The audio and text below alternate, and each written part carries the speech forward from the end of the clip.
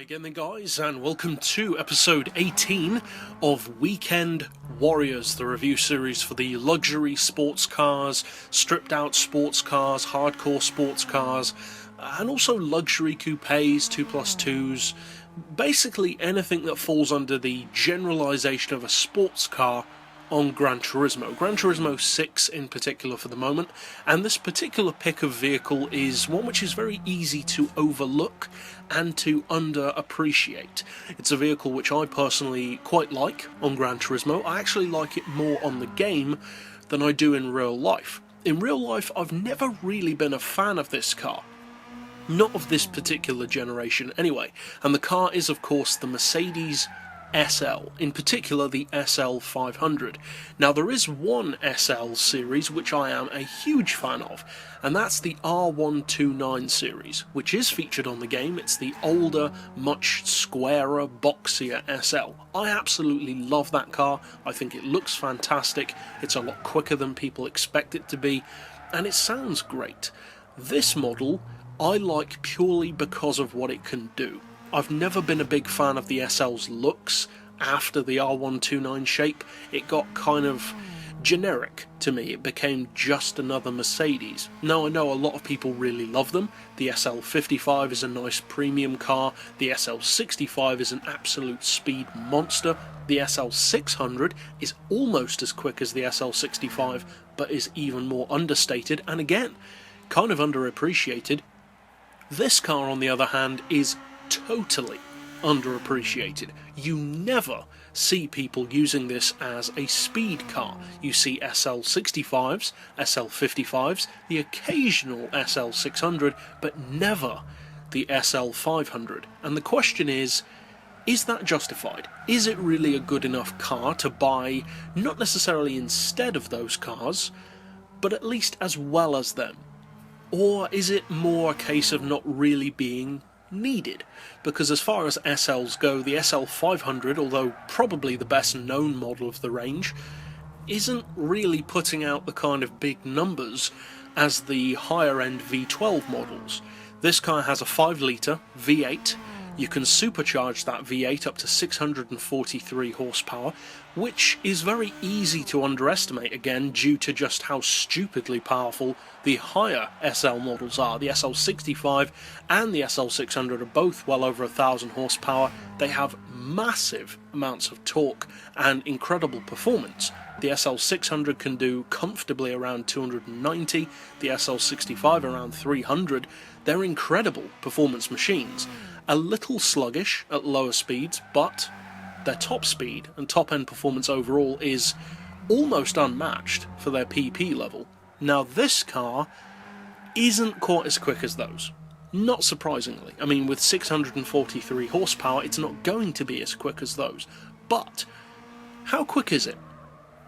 Well, that's 643 horsepower and pretty impressively 637 foot-pounds of torque in a vehicle which weighs 1,365 kilos, which is pretty good given how heavy the SLs are in their stock form, can actually do over 250 miles per hour. Now obviously that's no way near as quick as the higher models, but it shouldn't be. It's a lower model, of course it's going to be slower. But consider that for a second. For its power, that's not a bad top speed at all, and given how understated this model is and how low under the radar it flies of most people, it could potentially be something of a sleeper. Although it is of course an expensive sports car, it still somehow manages to be, in a similar way to vehicles like the Lexus SC430 and some others, a vehicle which people could look at but not really notice. You could be looking straight at the car and not even remember that you've looked at it. It just is so, not boring, but it's just nothing special to look at. It's not a bad looking car, but it just won't worry people in public lobbies. They'll think, oh, there's an SL500, so what? And that can work to your advantage. Now the PP on this particular model is 580, which is pretty good. That's not too high given the performance and the power that it has. The horsepower per tonne does suffer a little, unfortunately, due to the higher weight at 471, but still, that's not too bad given how heavy it is. as far as sports cars go, the SLs in general are amongst the heaviest, and you have to work with that. But thankfully the SLs are also brilliant performance cars, so they don't feel anywhere near as heavy as they actually are. These cars feel, I would say, easily 200 kilos lighter than they actually are, and that's a great thing for a track car. Now, at the end of the day, this is still a 127,000 credit car. That's quite a lot. It's not as much as the others, of course, but it's still a lot. So is it worth buying? Well, for the majority of people, I would quite simply say, no, it's not worth buying. But for specific types of people, yes, it is worth buying.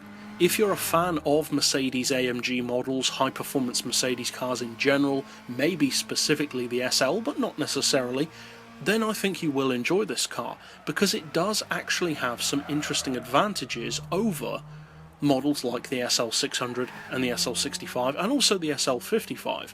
One of them being that although, yes, it is less powerful, it actually handles itself far better, I would say, than the two highest models in particular. The SL55 handles itself pretty well. The SL600 is okay.